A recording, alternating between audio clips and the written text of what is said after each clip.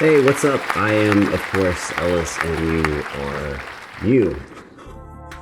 Now that that's settled, you guys told me about checking out the explanation of the Interlude Shadow Suga solo comeback trailer, BTS. I, of course, did the video. I'll link that below. That was a lot of fun.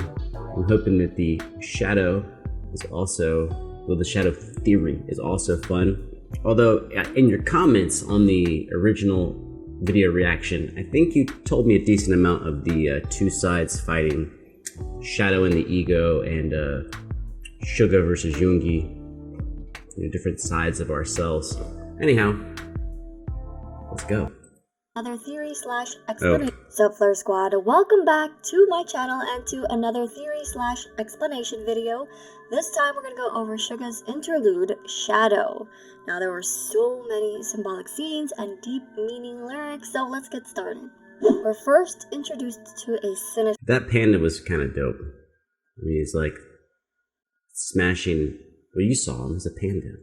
Scene with Suga in the middle and these hooded figures facing a door of what looks like a hotel. And you could see the exit sign above Suga as if he's trying to leave that area. Now this could represent how they feel when they're at hotels. It seems as if someone is always outside their door waiting for them. Now when you put it that way, yeah, that is creepy. Someone mentioned... That's kind of cool. Plus also, our exit signs off-center where Suga would normally... They're not off-center where I'm from. It's like, I wonder if that's also symbolic or something. That this doorway behind Suga looked really familiar, and they could be linked to Anish Kapoor's Svayam. Svayam is a Sanskrit word meaning something that is created out of itself. So the block of wax squeezes through the door frame and leaves some of itself behind. It's as if it's skidding itself as it goes through the door, Kapoor said. What? If they were trying to reference this, it could represent how the members are losing a bit of themselves as they go through everything as celebrities.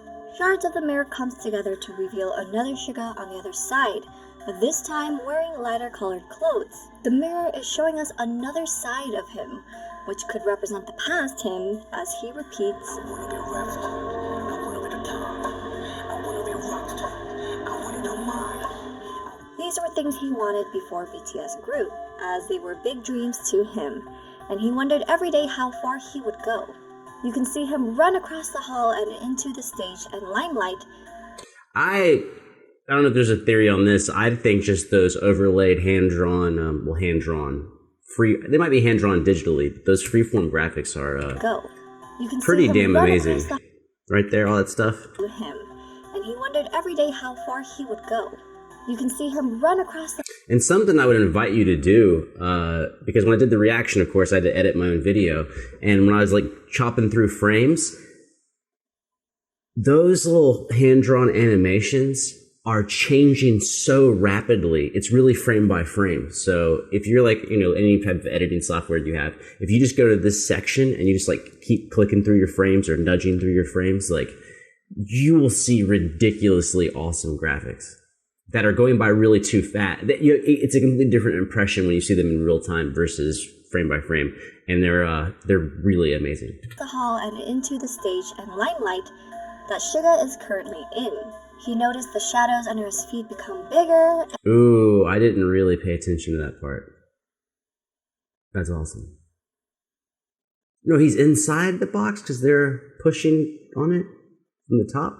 And even tried to run away from it. He didn't realize how lonely it would be, and that his leap could also be his fall. Now, these lyrics were really deep and expressive. This is how Suga truly feels right now. He accomplished all his big dreams, but has now realized how scary and lonely it is. I'm going to put my own theory on top of this now that I'm seeing it slow. A second ago, right back here, he's on top of the box.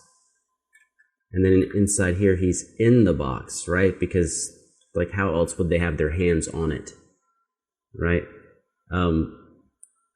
I'm going to say that it's a representation of the expectations of the audience. Treating him the same way all the time actually puts him in a box. And we all get in a box of expectations. I'm in a box right now making this video that, like, there's certain expectations you have of me, and if you don't know me, there's certain expectations you have based on other videos you've watched. And in order for me to be successful and rack up views, I need to kind of be somewhere within the guidelines of your expectations, or else you'll just be like, this dude sucks, this is not what I want. You'll see all the hooded figures run towards a door to get through, and Suga says, I run but the shadows follow. Now the shadow he's talking about refers to Jungian psychology and is in the book that they've referenced called Jung's Map of the Soul. The shadow is an unconscious aspect of the personality, which the conscious ego does not identify itself. It is the collection of repressed aspects of our identity. Now, Jung believed that in order to truly grow as a person, one must see such willful blindness to one's shadow and attempt to balance it with the persona. Once we become more aware of these dark aspects of ourselves, we must honor them and find a way to integrate them into our life. In failing to do so, one will become weak and scattered. One cannot serve two inner drives without dissipating his strength and energies. The shadow must... A really awesome Russian quote that I got from Gary Vaynerchuk is, you can't shit on two toilets. at the same time, obviously. You only have one ass, so you can't shit on two toilets. So you can't serve two masters. It's become part of one's conscious personality. So you see them break through and start running towards Suga. This scene itself looks like a horror zombie movie of some type. And I really like the fact, I didn't say this when I was reacting to the video because, like, I don't know, I was just so blown away by the song. But I like that they're closing in on him, but he's actually rapping and staying stationary. That's a powerful, he's not even looking at them, and he's not attempting to evade at all. This scene itself looks like a horror zombie movie of some type, and his shadow swallows him up and turns him into a monster. This scene represents the stage, and of course the people with the phones recording and taking pictures could represent the fans. Now he's speaking out about fear by saying, "Don't let me shine." As he flies higher and closer to the light, the shadow grows bigger. So for example, if you're lying against the floor, your shadow is smaller, but as you get closer to the light, it will cast a bigger shadow behind you. And the light represents fame in this song. You'll notice the sketches that light... Just by the way, have I seen that RM video? Is that from a BTS thing or is that a solo RM thing? Maybe I've seen that. Oof. Represents fame in this song. You'll notice the sketches that pop up, and guess what? They're not random sketches. They're from the comeback trailer of Are You Late Too? And the instrumentals... Have to admit, I was unable to read Are You Late Too? I was just like, so not on it. It's one of those things where students are like, oh, are you late too? Okay, yeah. But I just didn't get it.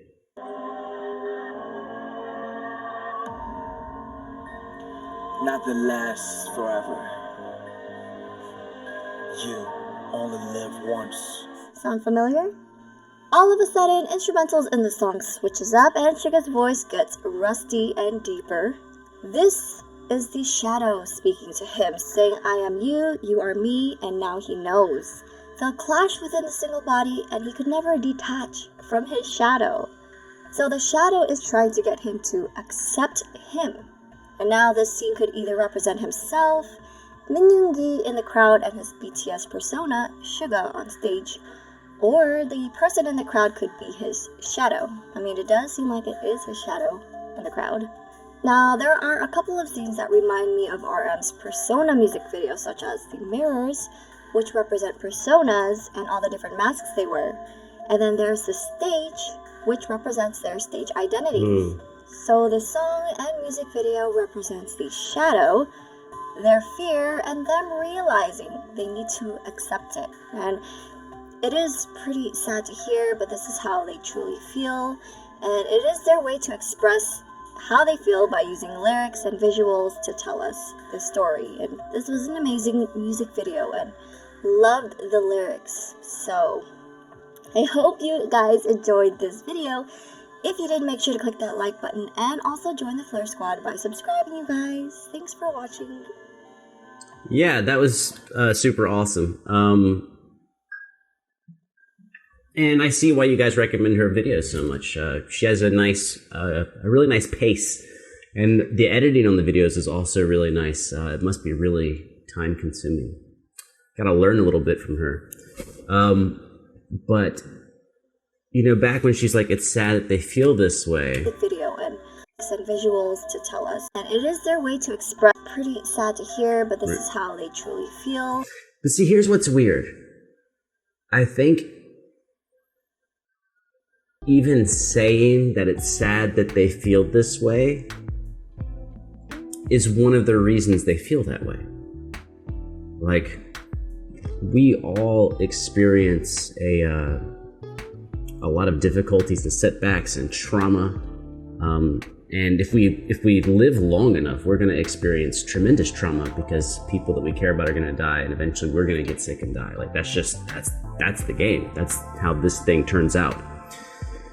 And the expectation that your idols don't suffer like you suffer dehumanizes them, right? It's this sad reality. Now I'm finding it out on YouTube, right? But it's a sad reality as a guitarist performer, which is what I've been for over 2 decades, and an educator at the university, is that when it comes to music and a lot of forms of art, you can't just say, hey, I'm gonna put in, my 40, 50 hours a week, 60 hours a week, and I'm gonna be pretty average and just make an average income. Like, that doesn't happen. They just don't pay you for that. Like, you can go work in a plant or a factory, be an electrician, plumber, be in sales, do whatever, and be average and get average pay. But if you are an artist and you are average, you get no pay. You get like nothing.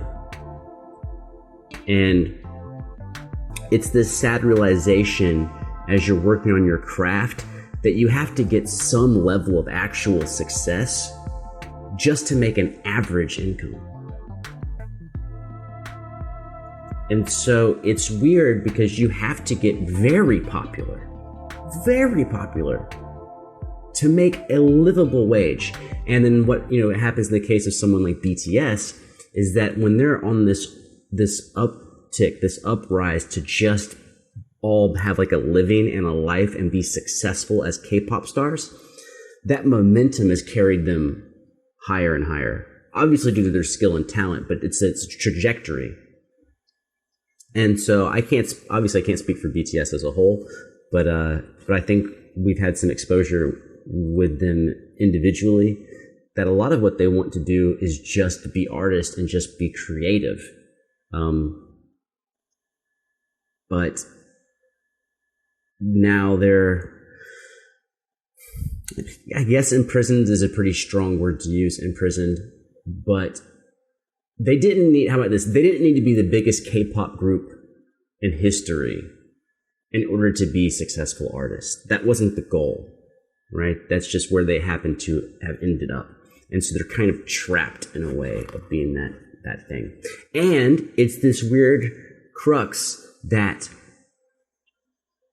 if they weren't huge, this is a weird question. If they weren't huge, would they even matter?